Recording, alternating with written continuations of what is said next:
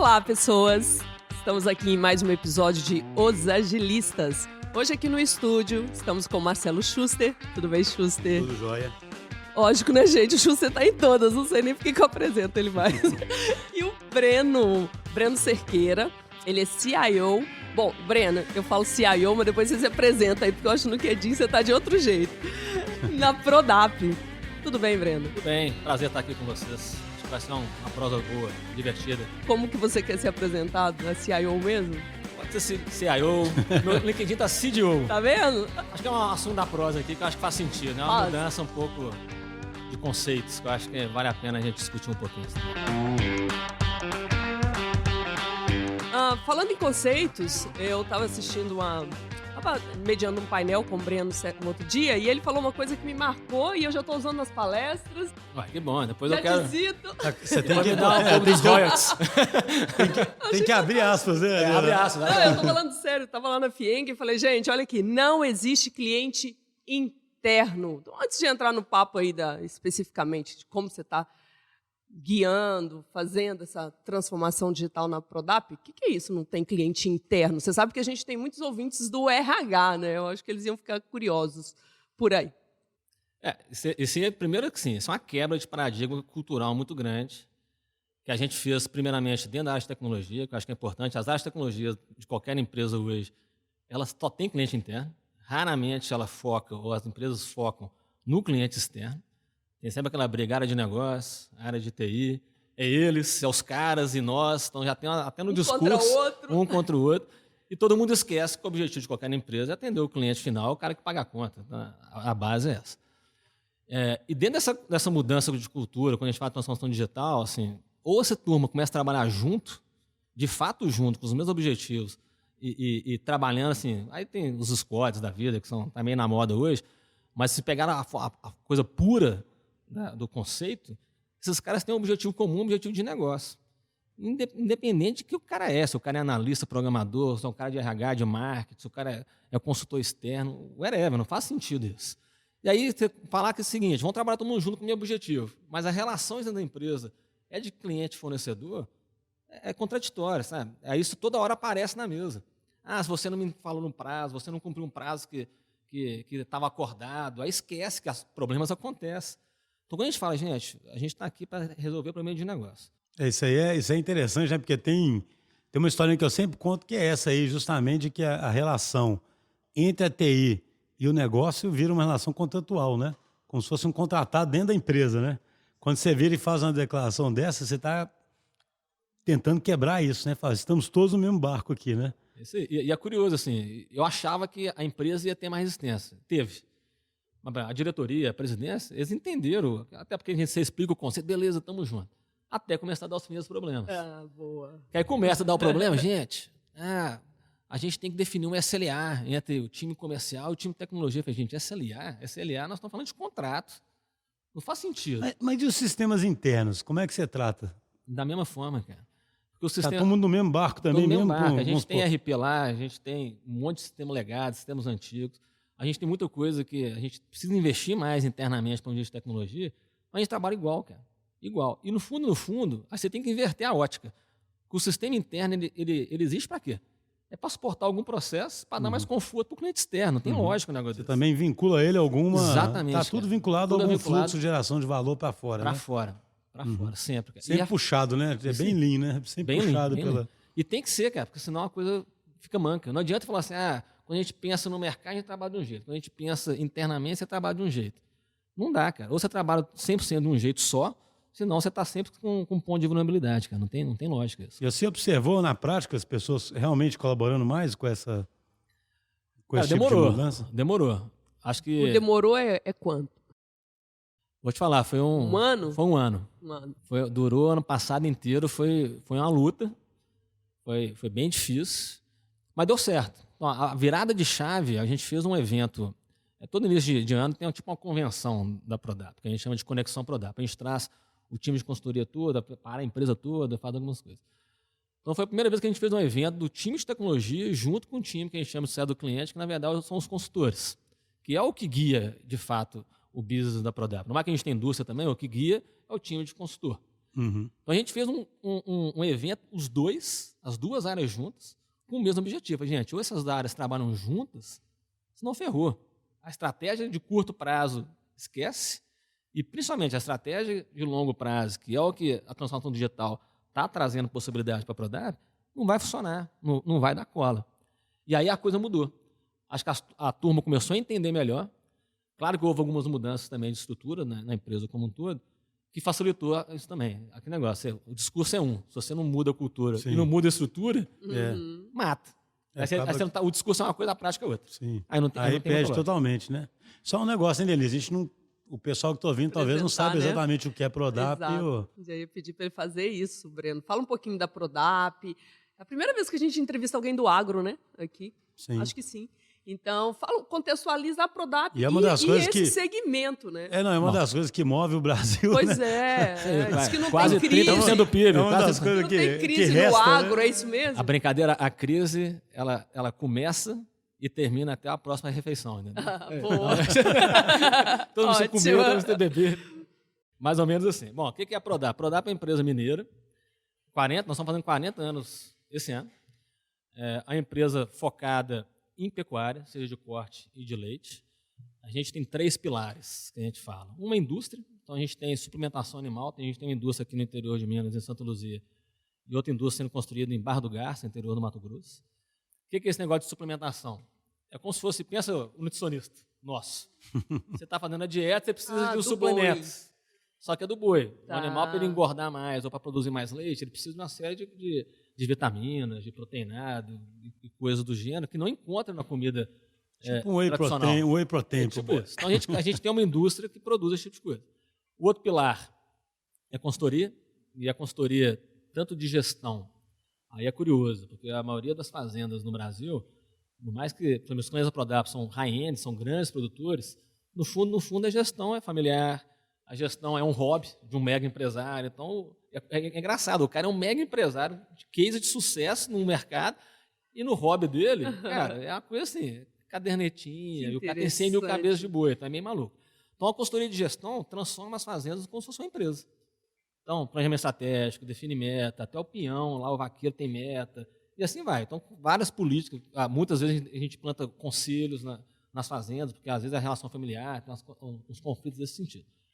Além da consultoria de gestão, a consultoria produtiva, é o core business, né, óbvio, cara que tem estudo de confinamento, cara que tem estudo de produção de leite, cara que tem estudo de fábrica de ração, cara que tem estudo de pasto. E o outro pilar é tecnologia, que aí virou um pilar forte. A gente tem software de gestão de fazenda, tanto do corte quanto do leite. E agora a gente está saindo da gestão macro, que um ERP faz, para controlar a rotina da fazenda, quando a gente percebe que é onde o dinheiro vai embora. É difícil controlar o que está acontecendo numa fazenda que tem 20 mil hectares, que tem 100 mil cabeças de gado e um time de 25 pessoas. E essas pessoas elas não têm a mesma, ou não tiveram a mesma oportunidade de estudar como nós aqui, então são pessoas muito são analfabetas. Então, como é que você engaja esse time, como é que você controla isso? É bem uma difícil. complexidade, a palavra é complexidade mesmo, né? Porque você tem desde o semi-analfabeto, deve ter analfabeto Tem mesmo, analfabeto né? mesmo. E, ao mesmo tempo, o trabalho de vocês vai desde a gestão até essa parte dos como é que você chamou aí? Da Suplementação. suplementação do gado. Mas o agro no Brasil, em relação à transformação digital, como é que está? É engraçado, né? Que eu entrei no mundo agro tem um ano e meio. Você veio de qual segmento? Eu vim de aluguel de carros. De aluguel de carros. Já trabalhei em outros segmentos também, mas minha última história foi no serviço de aluguel de carros. Qual que é o grande barato do agronegócio como um todo? Primeiro, assim, é um mercado altamente carente de tecnologia. Então, assim, é um oceano azul.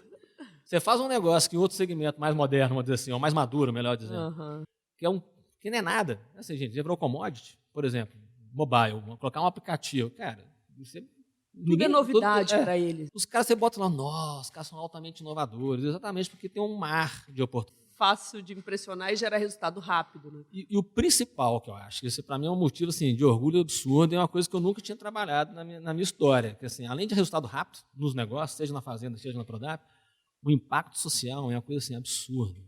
Absurda. A gente, de fato, quando a gente pega um vaqueiro, que, vamos dizer assim, é o nível mais baixo da operação de uma fazenda, é esses caras, analfabetos, semi-analfabetos, o cara mal assina o nome dele.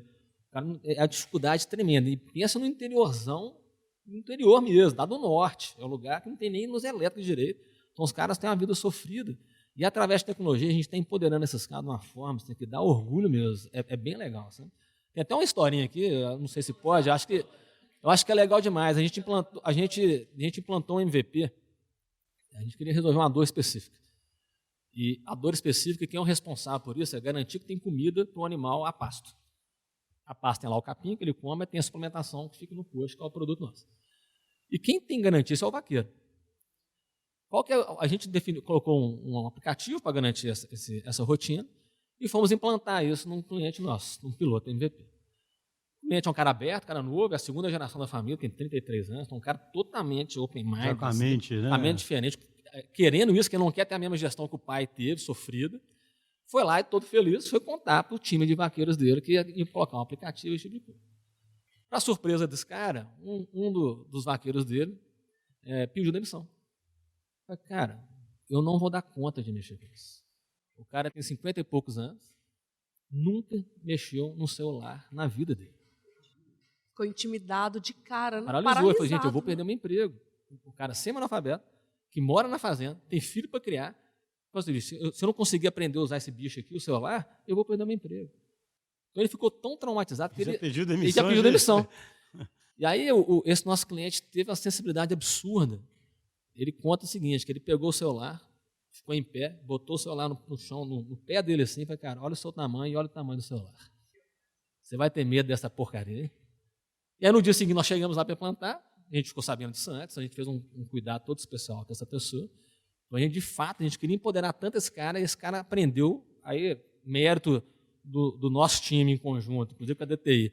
A gente fez uma usabilidade do aplicativo prevendo esse tipo de situação. Isso foi importante, a gente, de fato, teve empatia. Inclusive, o X foi lá nessa implantação, para ele sentir a dor, né? O designer, para ele sentir a dor disso. E o cara virou o catalisador ali dentro. Ele é o cara que mais...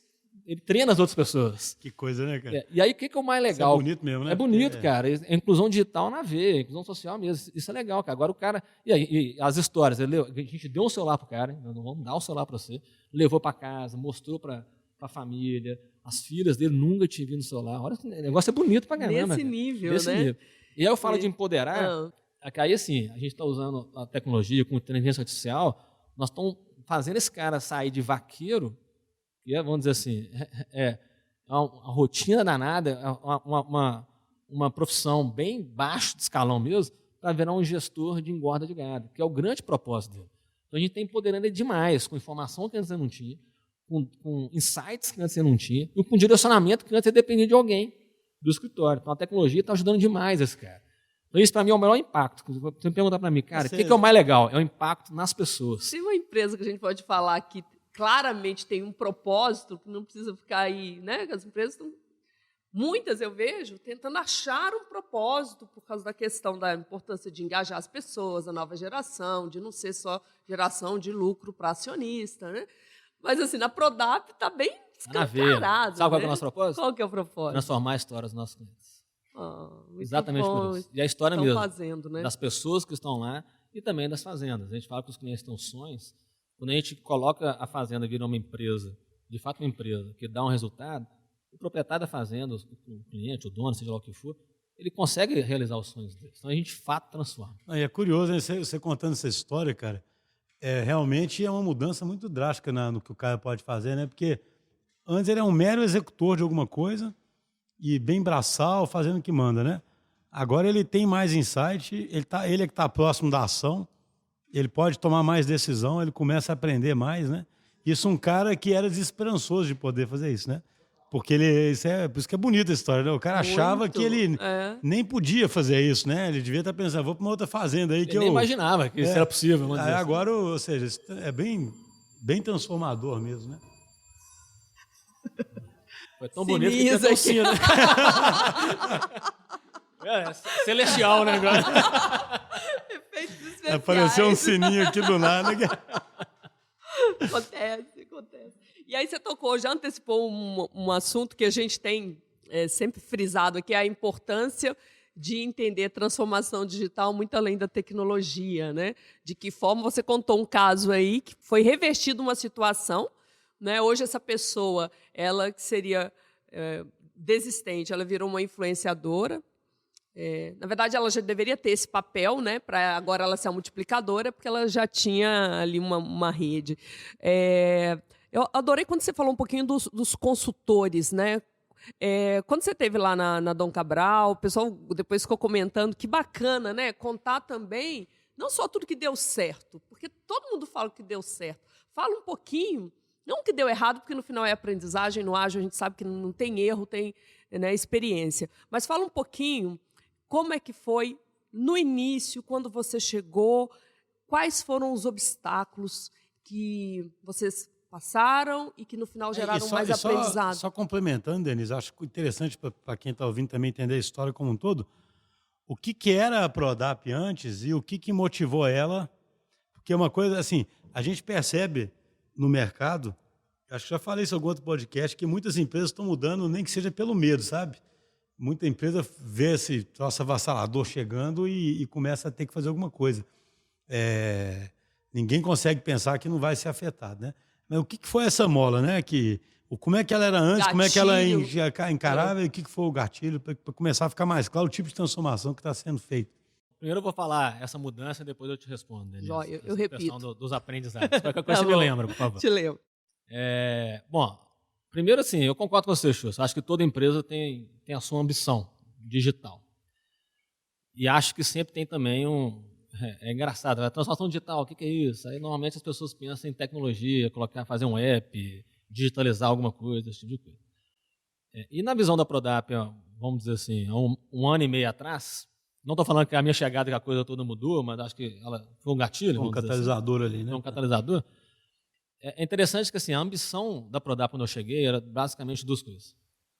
A principal, foi até o conceito que me falou isso, proteger a propriedade intelectual da empresa. Como a gente tem lá 70 consultores, tem são referências no Brasil no processo produtivo, essa propriedade de conhecimento estava muito em planilhas Excel, estava na cabeça dos caras. Acaba que a referência da Prodap era o consultor e não a Prodap, do cliente, melhor dizendo. O cliente viu o consultor e não a Prodap. Então existia uma fragilidade de business como um todo. Então você proteger a propriedade intelectual era uma ambição. E a outra era aumentar a produtividade. Não dava mais para os caras crescer o business atual da empresa, mantendo a forma como estava, tendo um sistema suportando os processos. Você fala a produtividade dos próprios consultores da Prodap. Tipo, exatamente. Uhum. Então era um negócio assim, era isso. Exatamente isso. É claro que esse boom, está todo mundo fazendo, no mais que no mercado de agro é diferente, a velocidade é um pouco diferente. Só aí um parênteses, ela é diferente nas empresas tradicionais de agro. Só que a gente vê hoje o boom que tem das agtechs, são as startups ou empresas de tecnologia voltadas para o agribusiness como um todo, é absurdo. Semana passada eu vi um paper, mas tem cerca de 1.200 agtechs no mundo. É absurdo. No Brasil tem cerca de umas 300. Isso começou a assustar a turma. Cara, vai nascer um Uber do agronegócio. Ameaçador, né? Como falou o Schuster. O que vai quebrar o modelo de negócio? Então, tinha esse medo, mas era um medo bem assim, bem pequeno. Era um monstrinho, vamos dizer assim. E aí que a gente começou. Então, quando a gente entrou, a nossa ambição era essa. Então, é curioso. Agora eu já vou começar a responder. Só um negócio, porque de qualquer forma, sempre tecnologia esteve associada à Prodap, né? Vocês tinham RP, né? Isso é curioso. Assim, não é que foi agora que vocês pensaram. Porque alguém de fora pode pensar assim, a Prodap vende o suplemento e a consultoria. Mas ela já tinha um RP, inclusive, líder, né? De exatamente, mercado. é uma empresa que tem inovação na sua história, no DNA. Ela já tinha essa pegada da tecnologia. Né? Geral, tanto sempre foi consultoria, suplemento e tecnologia. Tem esse tripé de tecnologia, né? Pelo que eu entendi. E é curioso, e a tecnologia, inclusive em moléculas de suplementação, esse tipo de coisa. A primeira empresa que produziu proteína do Brasil foi a Prodap, em 82, uma coisa assim. Eu não lembro a data certinho. O primeiro RP de fazenda é da Prodap, na década de 90. Olha você vê, então a empresa ela tem esse DNA de inovação. E aí já respondendo o que a Denise perguntou, assim, dos aprendizados, né? Para falar os erros. Né? Isso mesmo. Obviamente que a empresa ela tinha uma mentalidade tradicional. E aí a primeira coisa que eu tive que fazer, eu cheguei no final do ano, no meio do planejamento estratégico de 5 anos, aquela maluquice. Você chegou lá em que ano mesmo? Foi? 2017, setembro de 2017. No início do planejamento estratégico, e em dezembro tinha que aprovar o orçamento do ano seguinte para o conselho. Falei, cara, beleza, né? Como é que nós vamos fazer isso? E aí, até você me ajudou, Schuster, você lembra disso? Eu falei, cara, a gente tem que materializar o sonho. E é difícil fazer isso. Como é que a gente vai vender o que a gente está querendo fazer? Aí era até um pouco mais dessa ambição que a gente chegou lá, a gente começou a enxergar outras oportunidades e fomos vender o sonho. Beleza, conseguimos, aprovamos o orçamento, mas aí tem o primeiro rebote. Okay, junto com isso, o que veio? Um roadmap, com datas, com prazos. Foi naquele velho caminho tradicional. Me engana que eu gosto. Bem tradicional, um escopo bem definido, aquela coisa toda. Eu falei, cara, e aí assim, aquele negócio me deu medo. Eu falei, não, vamos fazer porque era importante. Cara, eu, assim, impressionante, né? Eu fico torcendo para um certo cliente me ouvir esse podcast agora, porque nós estamos nesse momento, nesse ponto, sabe? Ele tá é impressionante, parece um passo para essa fase, né? O cara quer ser ágil e tudo, mas ele quer um roadmap preciso, com datas e... Aí fala um pouquinho mais sobre isso. É um ponto que a gente tem insistido, dessa necessidade de controle, quer o ágil, mas quer ter controle, quer o ágil, mas quer ter previsibilidade. Beleza. Aí são assim, é curioso, que a princípio é contraditório. Eu acho que tem formas e formas de fazer isso. De cara o que eu posso falar é o seguinte, já viram aquele filme, acho que é Crônicas de Pi, ou História de Pi, sei lá qual que é. Ah, sim, sim. É aquela com o tigre dentro do... Do tigre com você no Aquele barquinho. é legal. O Mundo de Pi, né? Coisa assim, eu não lembro o nome do filme. O que era curioso daquele negócio lá, cara? O menino lá que estava no barco junto com o tigre viver, ele tinha que alimentar o tigre. Eu acho que assim, o que eu fiz, eu continuo fazendo até hoje, eu estou alimentando uns certos tigres. Adoro. Porque é Muito questão de boa sobrevivência. metáfora. Você tem que alimentar. Então, assim, no mais que na época, hoje eu falo assim, nossa, deu medo, arrepiou, que eu sabia que vinha uma cobrança forte das datas que a gente prometeu para o conselho, mas aquilo era importante, porque a empresa não entendia outro modelo. Uhum. O que a gente começou a fazer ao longo do tempo começou a mostrar primeiro. Aí a importância é o seguinte, a primeira data, ela tinha que ser cumprida. Até porque a gente tinha que mostrar que era possível, primeiro, fazer de forma diferente. A gente já estava com essa pegada de MVP, colocando agilidade na veia em todos os processos da área de tecnologia, a princípio. Então, a primeira data tinha que dar certo. Ela tinha que dar. A gente não podia falhar para não ferir a credibilidade. Isso é um falha, tigre. Eu estou alimentando o tigre. E uma falha nesses momentos é incrível, né, cara? Porque aí os que são contra já falam, tá vendo? Esse negócio não dá certo, não. Né? E aí é curioso, porque assim, a gente cumpriu a primeira data. E aí, cara, eu não esqueço disso. Isso eu vou falar, pode divulgar, não tem problema não.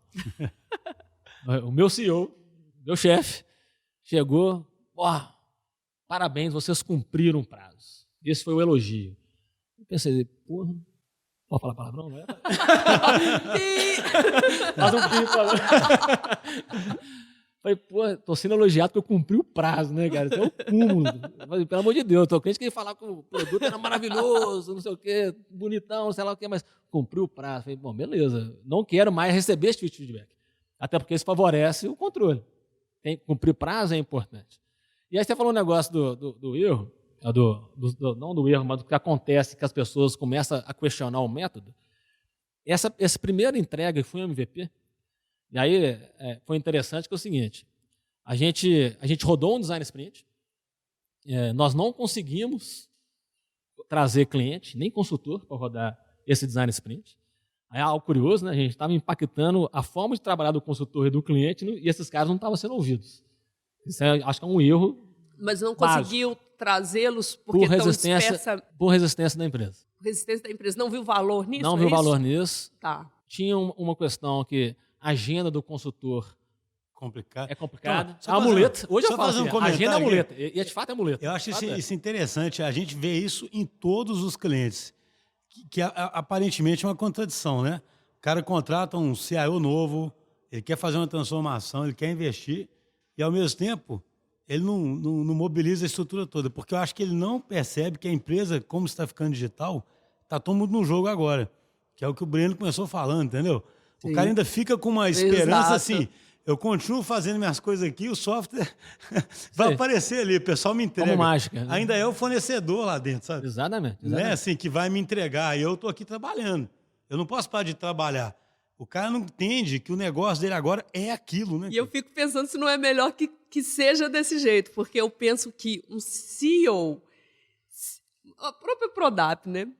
Porque quando tem esse pensamento de que, ainda que não seja explícito, mas a tecnologia vai resolver as coisas e a gente continua do mesmo jeito, se tivesse a noção de que a empresa ia ter que se reconfigurar completamente, um redesign organizacional, eu não sei quantos topariam. Talvez seja melhor dessa forma, vai alimentando o tigre e vai conseguindo... Poderia ser muito assustador, né, assustador, cara? Porque é isso que você está falando. Porque depois o cara vai perceber, né, Beno, que tem que envolver, né? Assim, o primeiro MVP não se envolveu, né? Que é o que você ia contar, né? Exatamente. E aí foi curioso, porque depois eu vou... Esse seu parênteses foi bom, Danilo, depois eu vou voltar nesse ponto aí, mas só para terminar o aprendizado, o MVP, o primeiro design sprint a gente não conseguiu envolver.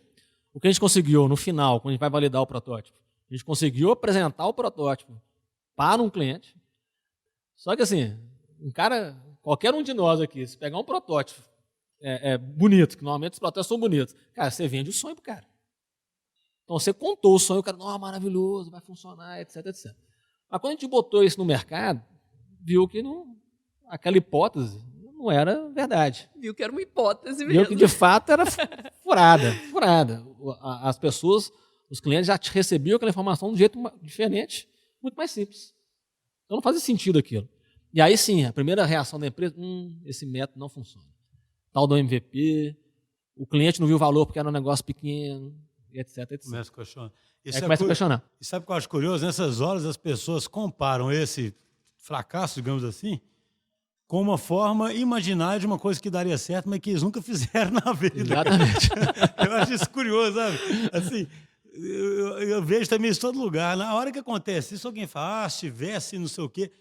Essa tivesse nunca aconteceu na vida. Esse? Mas ele vira, né, vira o parâmetro, vira a verdade. Aí você virou, tá vendo? Se tivesse feito de um jeito que eu nem sei qual que é imaginário, aí tinha dado certo, tinha acertado. Mas aí você foi inventar de fazer MVP. E aí, assim, a gente estava brincando antes aqui de licença poética, né? A minha licença poética é, cara, vocês me contrataram. Então vocês vão ter que acreditar no que eu estou falando. Então eu fiquei grande, fiquei forte, né? Estufei o peito e, cara, não faço mais sem envolver um cliente, preferencialmente, se não conseguir, tem que ter consultor na mesa. Não dá para fazer. Então vocês vão ter que acreditar em mim. E eu inverti a situação desse fracasso, falei, gente, isso para mim é a prova que o MVP funciona. Porque a gente tinha uma hipótese, a gente não tinha certeza. Quem tem que ter certeza é o mercado, não é a gente. Então nós temos que parar de ser arrogantes internamente. Acho que toda empresa acaba sendo arrogante, ela começa a ter certeza demais das coisas. Sentir o mercado e responder. E esse é o barato. A gente sentiu o mercado, não viu que dava certo, pivota, esquece esse trem, pega outra hipótese. E é bom, nós gastamos pouco tempo, pouco dinheiro. Foi um trabalho de um mês, talvez de 3, 4 pessoas. Se a gente fosse fazer da forma tradicional, ia gastar 6 meses para depois jogar tudo. Exatamente. Já fazer fora. Tudo em escala, né? E é maluquice. Então o pessoal entendeu isso, me deram um voto de confiança e a gente começou a fazer. Aí o próximo Design Sprint, acho que foi uns 2 meses depois, não lembro mais a data certinha, a gente conseguiu trazer um consultor, que foi ótimo. No outro a gente trouxe cliente, uns 3 consultores, foi ótimo. Esse ano acho que eu exagerei, a gente teve... Teve um que veio a Prodap inteira. Teve um Design Sprint, exagerou assim, foi espetacular. Tinha 42 pessoas. Uau! Num Design Sprint, tinha... Olha só, olha a loucura. Não, vou te contar uma mudança na empresa, né? Para quem não arranjava a agenda de um dia de um consultor. 42 pessoas, tinha 4 clientes e um prospect. Aí, corajoso. Na verdade, Danilo, mas olha a loucura. O Breno começou a cobrar ingresso para os Design Sprint. Adorei. É receita adicional. Amei. E esse Design Sprint foi marcante, que tinha 10% do mercado de confinadores no Brasil. Estava aqui dentro, em termos de cabeça de gado. Tinha 400 mil cabeças de gado aqui dentro. Espetacular. Agora, o negócio do Pulse foi engraçado, né? A gente estava muito tempo tentando entrar nesse cliente e o nosso principal concorrente atende esse cliente. E aí, quando algumas pessoas da empresa souberam que a gente estava colocando um prospect, eu falei, cara, vai dar ruim esse trem. Nós estamos discutindo coisa estratégica que vai contar para o concorrente, que é a confusão toda. Eu falei, vixe, agora, o que vamos fazer, né? Aí a primeira reação, pensando na proteção, que eu concordo nesse sentido, não, cancela o cara. Como assim cancelar, cara? Nós já compramos passado o cara, está vindo o diretor da fazenda e mais o responsável. Então a gente arrumou uma saída. Normalmente, Design Sprint pegador até na metade da semana. Sim, participou de uma parte, né? E, por felicidade, durante a semana, ele virou cliente. Não sei até que ponto que influenciou, acho que influenciou positivamente.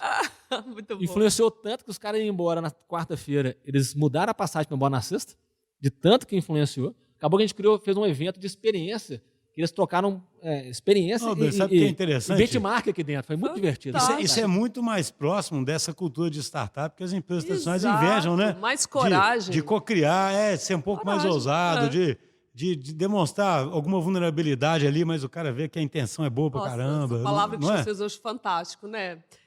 Vulnerabilidade. Porque a gente aprende, as empresas tentam não mostrar vulnerabilidade, né? Serem perfeitas aos olhos do cliente, né? Mas é assim, talvez o cara tenha sentido muito mais confiança no que vocês podem oferecer de futuro, pelo tipo de dinâmica que vocês estão fazendo, mesmo que ele ainda achasse que alguma coisa nesse momento não está boa, visse alguma, do que uma empresa que fica tentando parecer perfeitinha, né? E eles acharam assim, mágico, como é que a gente faz gestão disso tudo, com post-it na parede, cara. Com Kanban. Nossa, é possível experimentar essa cultura, né? Exato, foi curioso isso. E assim, é tão legal. Ontem a gente fez um grooming, a gente só estava trazendo um consultor e cliente para o design sprint.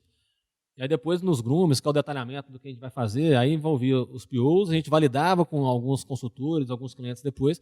Mas ontem a gente fez uma coisa diferente. Aquele negócio que eu falei que a agenda do consultor era muleta, e de fato é. Nossa PO lá mandou WhatsApp. Gente, nós vamos discutir esse assunto, é importante. Quem quer participar? Veio 3 consultores.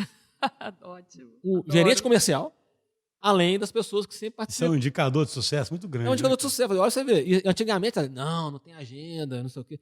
Isso, para mim, é a grande mudança. Tanto que as pessoas compraram o negócio e vê que, de fato, é importante. E quanto que eles estão contribuindo. Então, de fato, nós estamos ali co-criando juntos para o bem maior. Isso também é importante. Uma coisa que, historicamente, você vê que as coisas mudam mesmo, né? Eu lembro que uma coisa que eu sempre lamentava historicamente, que eu desenvolvo software há tantos anos, é assim, você via um projeto de SAP nas empresas grandes, cara, e envolvia todo mundo, os caras alugavam até um lugar, botavam todo mundo e ficava todo mundo ali fazendo. Um QG específico. Criavam um QG. Aí a gente ia fazer, cara, por exemplo, um MES, que é um sistema de gestão de produção similar ao que vocês estão fazendo, por exemplo, para a Fazenda, e não conseguia ninguém, cara, para poder falar, entendeu? Um sistema que ia mudar a operação da empresa inteira, era esse conceito. Aí você vê, agora o cara, ele começa a ver aquilo como tão relevante que ele quer participar, né? Que é o que deveria acontecer, porque quem vai direcionar o caminho é esse cara, né? Uma mudança de postura das áreas de tecnologia. Porque o contrário também acontece. As áreas de tecnologia têm que conhecer do negócio. A gente não pode ficar desenvolvendo produto no conforto do ar-condicionado e depois não ir lá no campo. Que aí você vai pegar lá no Mato Grosso, quase 50 graus, 40 graus lá, bravo. Uhum. O cara tem que ir. Então, toda a implantação dentro do escritório não há verdades, né? Aquela frase lá. Então, assim, o nosso time, há 3 semanas atrás, o squad inteiro nosso ficou uma semana num cliente implantando uma coisa nova que a gente está fazendo, num processo de reprodução animal. Breno, isso é novo na empresa? Porque você falou, historicamente, a gente sempre teve um P&D. Mas antes era dessa forma, do modelo tradicional? Totalmente não tradicional. Não tinha esse contato lá não tinha. Do teste, de MVP, nada Não, era disso. Desenvolvimento cascatão. Era muito curioso, que assim, uma das coisas que eu assustei, né? A gente vem com essa pegada há bastante tempo. A gente tinha projetos estratégicos, né? O projeto do ano era desenvolver o produto, aí no outro ano era implantar o produto. Eram 2 projetos separados. E o desenvolver o produto era a responsabilidade de tecnologia. E aí pronto, implantar o produto era a responsabilidade de consultoria. Aí era exatamente isso. Fiz minha parte, acabou. E aí fica uma briga danada. Não consegui implantar porque o produto é ruim.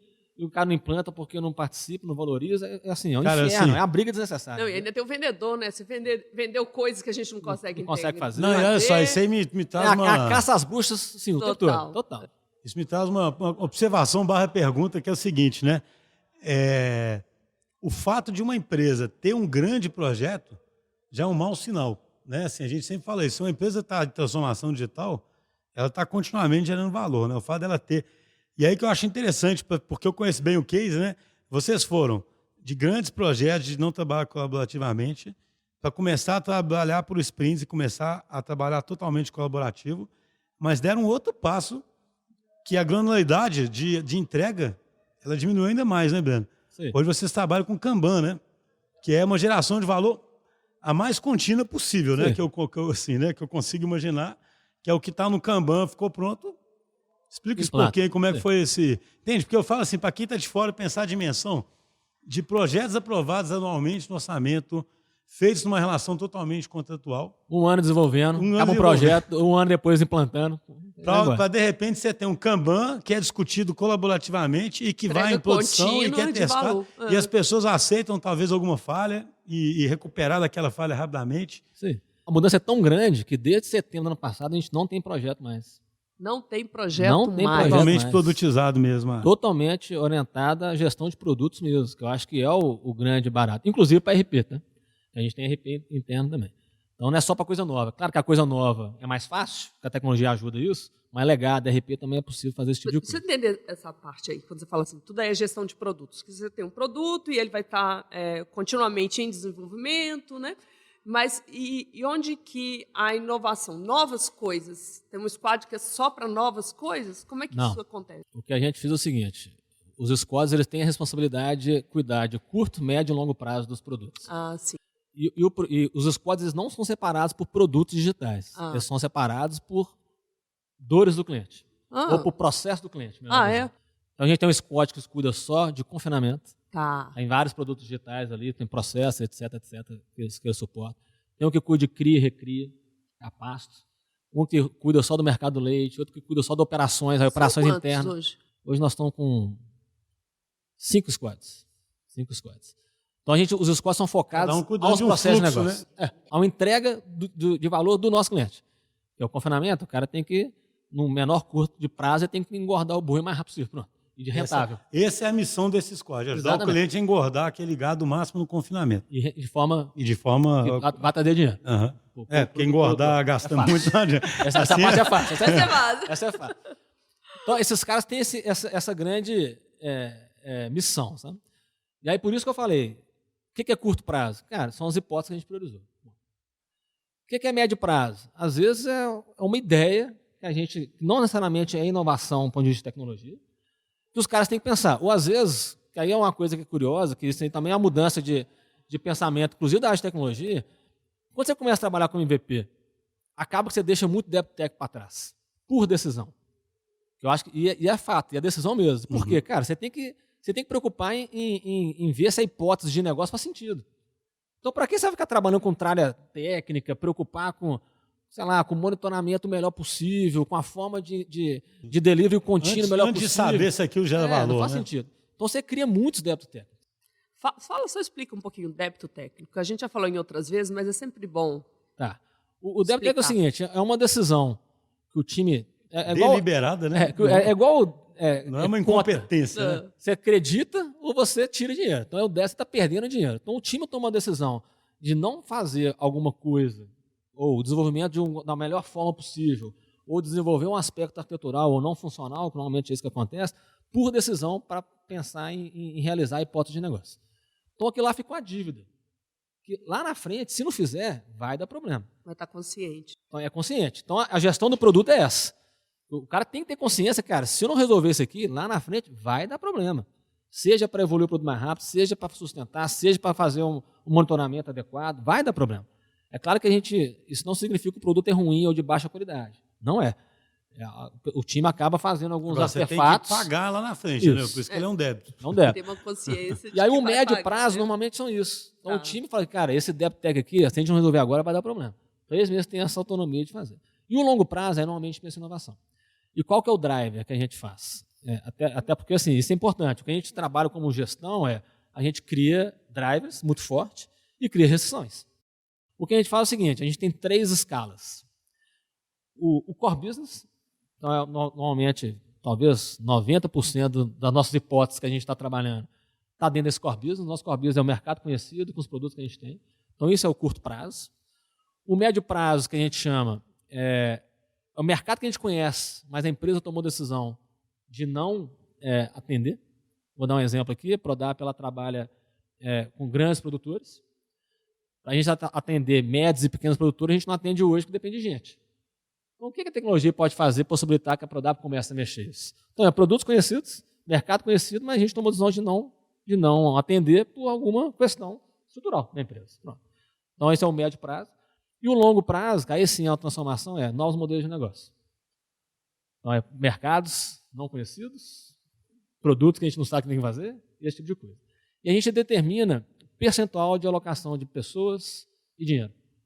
Então, esse ano, a gente está mais ou menos 85% focado no core business, até porque é a vaca leiteira, né? Tem que trazer dinheiro para casa, vamos dizer assim. E é um oceano azul. E é um oceano azul, então tem muita oportunidade. Né? E 15% no médio prazo. Tanto do ponto de vista de negócio, quanto com o débito técnico. Então, o time... As macro-orientações são essas. São as exceções. Então, o time trabalha dessa forma. Tá. Agora, dando um assunto...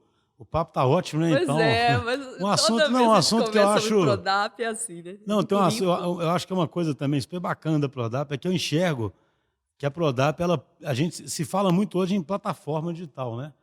E a Prodap, você falou daquele tanto de agritech, né? Eu sempre penso que a Prodap ela pode virar a plataforma para essas agritechs realmente gerarem valor, né? Ou seja, o cara inventa algum troço lá que um drone calcula o peso dos boi. Isso aí, isoladamente, não tem tanto valor, mas dentro de uma plataforma da Prodap tem, concorda? Sim, aliás, concorda, é o que vocês estão fazendo, né? Que eu acho super legal, porque é cheio, todo mundo vai falar de plataforma, vai sempre dar o exemplo de Uber, e aí é um negócio que, para mim, é uma plataforma, né? O futuro é você serem uma... E é curioso isso, né? Que quando eu entrei na Prodap, a empresa estava com receio. Todo dia aparece uma startup nova, uma empresa de tecnologia nova. Hoje é bom, né? Gente, isso é oportunidade, porque assim, esses caras, eles atendem e focam numa dor pontual. Igual você falou de peso do animal. Inclusive, tem uma startup que a gente trabalha com ela que faz isso. Via visão computacional, fala qual é o peso estimado do animal como um todo. Que é uma dor absurda. E o que interessa é o seguinte, você tem que correlacionar essas informações. Então, a nossa plataforma ela vai pegando esses dados todos. A gente está investindo muito em IoT também, aí a gente está fazendo isso. Né? Algumas startups também, mas a gente também está investindo nisso. Para a gente coletar a informação da rotina e aí correlacionar isso e gerar insights e garantir que a rotina está sendo coberta. É um conceito de digital twin mesmo, que o Gartner fala muito, que é a representação virtual da fazenda no mundo real. Então, a gente consegue saber exatamente o que está acontecendo hoje. E aí você tem um poder absurdo, você faz simulações, vale a pena contratar mais gente, comprar um trator novo, dividir um passo em 8, você começa a brincar dessa forma, porque você tem muita informação ali dentro, indiferente de onde vem, que é de uma agritech, se é de um sistema tradicional igual o nosso, um RP, ou um MES de fazenda, se é das nossas novas tecnologias que a gente está fazendo. Então a gente pega isso e cria um ativo importante que é a informação.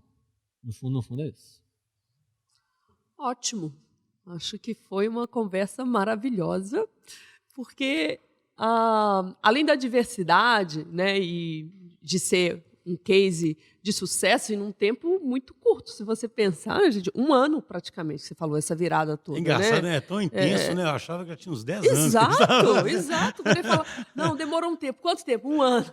Cara, desde que a gente começou, a gente começou em 2017, então, né? Setembro, quando você entrou lá. Novembro de 2017. Depois a gente estava lá na casa das apresentações e você vê, tem 1 ano e pouco mesmo, né, cara? E a gente sempre pergunta para os nossos convidados, para aquela pessoa que está ouvindo, que está com esse desafio de fazer a transformação digital, um colega, resume aí os seus principais conselhos, sua sabedoria. Dicas do Breno. Jedi. Dicas do Breno. Só uma coisa antes de falar as dicas, que eu lembrei de um parênteses que você fez. Eu acho que assim, uma grande mudança na minha leitura aconteceu dentro da Prodap, aí na figura do CEO, ele deixou de ser um gestor para ser um empreendedor. Sabe? Adorei isso. Deixou de ser um gestor para ser um empreendedor. Isso é uma mudança assim, absurda que teve. Ele sempre foi um puta de um gestor, até porque ele era cobrado por isso. Melhor EBITDA, melhor lucro líquido, faturamento certinho, as despesas certinho, custo fixo certinho, aquela confusão toda. Para aí sim ele virar um cap, cara, a gente tem que arriscar. E para a gente arriscar, a gente tem que fazer a coisa acontecer mais rápido. Então, a gente tem que, e para arriscar, a gente tem que aprender com os erros. Então, não dá para a gente ficar trabalhando as coisas da forma que a gente está fazendo. E aí foi interessante que a coisa, hoje a gente olhando para trás, a gente parece que foi muito bem planejada, mas na verdade foi meio caótica, a coisa foi acontecendo e foi emergindo. E aí foi interessante que a forma como a tecnologia estava trabalhando mostrou que era possível fazer a mesma coisa, com resultados melhores de forma diferente. Então, a gente conseguiu... A gestão, então, ficou mais distribuída aí na ponta mesmo. Exatamente. E ele passou a poder ter olhar para outras coisas. E forma de pensar, de trabalhar. Então, eu brinco que a área de tecnologia ela hackeou a cultura da Prodap, de forma positiva, obviamente. Então, a gente fez um hacker do bem, vamos dizer assim. E aí, somado com essa mudança de perfil que o presidente da empresa ele percebeu que tinha que fazer isso para conseguir atingir os objetivos e até reinventar a Prodap, e aí começou a desencadear uma série de coisas. Inclusive um projeto que a gente chama de redesign Prodap, que fala de mudança de cultura, qual que é o novo líder que a Prodap precisa ter para potencializar esse tipo de coisa, e várias outras ferramentas e coisas, inclusive, a sede nova que você comentou, como é que a gente vai fazer, dress code, horário flexível, home office, como é que a gente trabalha essas coisas que deixam a empresa mais leve. E o que o mais importante disso tudo é, gente, nós estamos empoderando as pessoas. Não adianta a gente ficar falando que, beleza, tu te dou autonomia, mas você tem que ter hora para chegar, você tem que vir desse jeito, etc, etc. As pessoas têm que ter a liberdade e a autonomia para fazer aquilo que elas realmente acham que é melhor. Ver aquilo genuinamente. E está descendo isso para baixo. Hoje a gente fala assim, nós estamos numa um grande trabalho de formação de gente, que é fazer principalmente as lideranças. Imagina um consultor, uma liderança técnica. Então, todo consultor acaba sendo técnico. O cara deixar de ser uma liderança técnica para ser um empreendedor. Então, o cara está numa base lá no Mato Grosso, o cara tem que criar uma unidade de negócio ali e fazer a Prodap ser a Prodap no Mato Grosso. Então, o cara tem que preocupar com coisas que antes ele não preocupava. Essa é a própria estrutura em rede, né, cara? Exatamente. No fundo é isso. Então, isso é uma mudança drástica. E precisou o presidente da empresa, obviamente, que é o número um, tem que vir. Tem coisa que vem bottom-up, mas tem coisa que vem top-down, não vai. Sabe o que eu acho fantástico os depoimentos? É porque a Denise perguntou como, né? E você imagina assim, tem um episódio nosso aí que a gente fala que é o The Fucking First Step, sabe? E assim, no fundo, a mudança é extremamente assustadora para quem pensa o waterfall e quer prever a mudança toda. É igual você fala, se alguém ir do ponto A para o ponto B, esse ponto B ninguém sabia no começo que era esse. Mas na medida que você foram criando cultura de colaboração, as pessoas se aproximando, se apropriando de resultados ao invés de escopo, juntos, etc, etc, é o que você diz, de repente a cultura foi hackeada e uma missão que poderia parecer completamente assustadora e impossível a princípio, ela começa a se materializar até de forma natural, né? Natural. E fica parecendo até... Tem aquele livro lá que fala, né? Tem um ponto de não retorno, né? É como se fosse assim, você consegue imaginar a Prodap voltando ao que era antes, entendeu? Assim, o jeito... é tão natural que agora as pessoas estão enxergando outras possibilidades que não enxergavam antes, cara. Que isso eu acho que é legal. Aí sim a transformação, deixando de ser a mera digitalização, para transformar de fato o business da empresa. A empresa virou outra coisa, né? E com possibilidade de novos negócios mesmo. Eu não posso falar aqui por questão estratégica, mas assim, realmente coisas assim, impressionantes. E é muito bonito, né? Que é fazer literalmente com as pessoas e não tem outra forma, né? A gente fala muito de empoderar as pessoas, mas de fato que a gente está falando que reconhecer que as pessoas têm poder, né? Na verdade, elas já têm o poder, o que a gente vai fazer é reconhecer isso, tirar os impedimentos e dar essa orientação macro que você colocou tão bem aqui, né? O que é médio, o que é curto, o que é longo prazo para nós. Isso está claro no horizonte. E o resto vamos aprender fazendo, vamos descobrir juntos e vamos gerar valor. Então, agora sim, as 3 dicas do Breno Cerqueira. 3 dicas. Primeiro, eu acho que assim, todo processo de mudança ele é dolorido, mas você tem que saber apegar em algumas coisas. Então, a primeira é aquilo que eu falei, alimente os tigres. Alimente os tigres. Descubra quais são os tigres da cultura, da empresa, os mecanismos de controle, e começa a dosar, senão você vai morrer, porque não tem jeito. Se a empresa cobra alguma coisa, você, não vou fazer isso não, porque eu não concordo. Beleza, você não concorde. Mas que você continue fazendo isso. Vai morrer na saída, né? Se não der um jeitinho ali. Você continue fazendo isso e vai aos poucos mostrando que tem forma diferente de fazer para você mudar o tigre. Tipo sempre vai ter, né? Eu nunca vi nenhuma empresa sem tigre. Né? Isso não existe. Então, acho que essa é uma primeira. A segunda, eu acho que é o seguinte, tem que mudar posicionamento. Então, aquela coisa que a gente perguntou, não tem mais cliente interno, isso é uma mudança de posicionamento. E é uma mudança de posicionamento mesmo. Então, a brincadeira de CIO, CDO é um pouco disso. Porque qual foi a minha analogia? Cara, CIO, ele é o head da área tradicional de tecnologia. E no fundo, o que ela faz? O foco dela é eficiência, é controle, é ter os sistemas rodando com segurança, com disponibilidade. Normalmente, tem relação de cliente-fornecedor. Então, o custo da área de tecnologia é o fator mais questionado, é caro, não é caro, qual que é o orçamento, etc, etc, foco em projeto, esse tipo de coisa. Então, uma área de tecnologia tradicional, por favor, não estou falando que está certo ou errado, cada empresa tem os seus porquês, ela tem um head que é o CIO.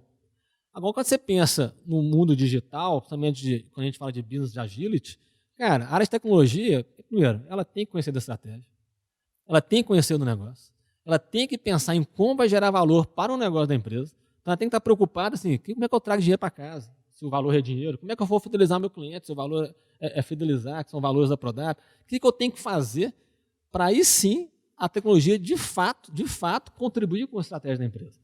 No mais que a área tradicional, sempre a TI é estratégica, mas quem define as prioridades? É o negócio. Então ela é passiva. Ela deixa de ser uma área de apoio, de back-office, para ser um protagonista da coisa. Então a mudança de posicionamento é muito forte. Então a gente fez só isso. Nós temos que ser protagonistas. A gente tem que ser um front office em vez de back-office, que é a diferença. E o que a gente tem que fazer? Então a gente tem que começar a descobrir o que são as suas vulnerabilidades como área de tecnologia para você mudar o posicionamento.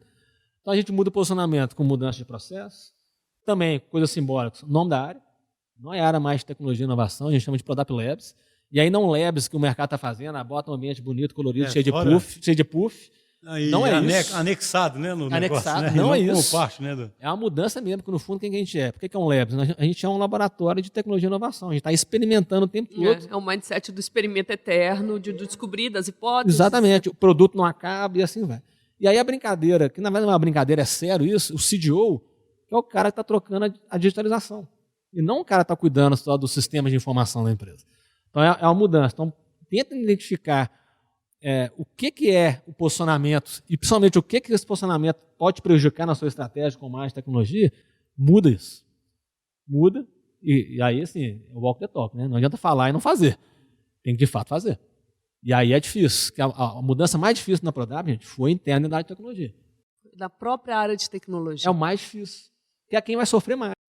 Como é que é a interação com o RH? Eu não consigo não terminar, porque faltou uma dica, né? Você pode falar em cima disso, né? Como é que se relaciona com o RH? Porque o que a gente tem visto, né? A tecnologia puxando essa transformação da organização e entrando em questões de design organizacional. Como é que é esse relacionamento? E aí a gente termina com essa sua resposta. Esse negócio é curioso, né? Eu acho que assim, quando eu falei que o presidente ele virou um empreendedor, aí acabou que aí a discussão da estratégia da empresa, aí não foi mentira, foi ele mais a diretoria toda. Inclusive a pessoa de RH, o head de RH. A gente começou a discutir, gente, e aí, o que nós temos que fazer? Então foi algo discutido do ponto de vista estratégico, que mudança que a gente tinha que fazer e que tipo de responsabilidades cada área tem que ter para aí sim a coisa começar a funcionar. A mudança do RH foi drástica dentro da empresa. Primeiro que ela deixou de ser uma área de recursos humanos para ser uma área que preocupa, para mim, que é o maior ativo de uma área de pessoas, vamos dizer assim, é cuidar do talento da empresa e da cultura da empresa. O que é cuidar do talento? Como é que você atrai bem? Como é que você ajuda os líderes a desenvolver bem as pessoas? Como é que você mantém as pessoas que têm que ser mantidas? Para mim é o talento. E a cultura? O que a gente tem que fazer para aí sim transformar a cultura da empresa? Então, esse projeto de redesign cultural está com responsabilidade direta do RH. É claro que é responsabilidade de todo mundo, mas eles que estão puxando. Isso é relevante. Coisas do tipo, rotina de RH, departamento pessoal, folha de pagamento, negociar com sindicato, essas questões todas, saiu do RH, porque isso drena, tira o foco. Saiu do RH? Foi terceirizado? Foi para a área de operações da empresa. Interessante. Aí tem lá, cuida financeiro, compras, contratos. Então tem esse núcleo aí, que é o clássico, a gestão clássica. Exatamente. Tá. É gestão clara, mas está mudando. Está mudando também. Está quebrando um pouco dessas questões tradicionais. E o que pode fazer uma gestão moderna para facilitar as coisas com foco no cliente? E não só com foco. Então, assim, a mudança ela está sendo disseminada na empresa como um todo. Isso eu acho legal. E o RH, nesse novo papel dele, aí é fundamental, porque a gente tem a gente chama até de, normalmente o mercado fala Business Partner, né? BP, lá é TP, Talent Partner. Que é legal, que essas pessoas estão entendendo melhor como é que as subculturas, que toda empresa tem subculturas, para potencializar isso. E ajudando a gente, principalmente, o seguinte, nos conflitos. Porque tem conflito. O tempo todo. Que é normal, faz parte da vida. E como é que a gente resolve isso de maneira saudável, preservando as pessoas? Breno, vai ser inevitável não convidar você. A gente vai fazer aqui, a gente vai falar 1 ano, mas como as coisas mudam muito rápidas, daqui a 6 meses, para você contar o que aconteceu. Tá bom. nesse período, porque já estou sentindo vontade de entender essa parte aí mais clássica da empresa, que também está sendo impactada, né? Foi contaminada, Não dá né? pra saber, vai ser tipo Netflix, a próxima vai ter série, vai ter segunda temporada. Segunda temporada, viu, Breno? beleza, Segunda fechou. temporada. Combinado. Pessoal, a gente está chegando ao fim desse podcast um pouco mais longo, mas vocês viram que foi impossível acabar antes. Gostaríamos de ouvir os comentários de vocês. Continuem aí nas nossas redes sociais, no LinkedIn, no Insta, no site da DTI, falando o que você achou, o que você quer ver discutido aqui. Muito obrigada, Breno. Obrigada, Schuster. Até a próxima. Obrigado a vocês, foi ótimo.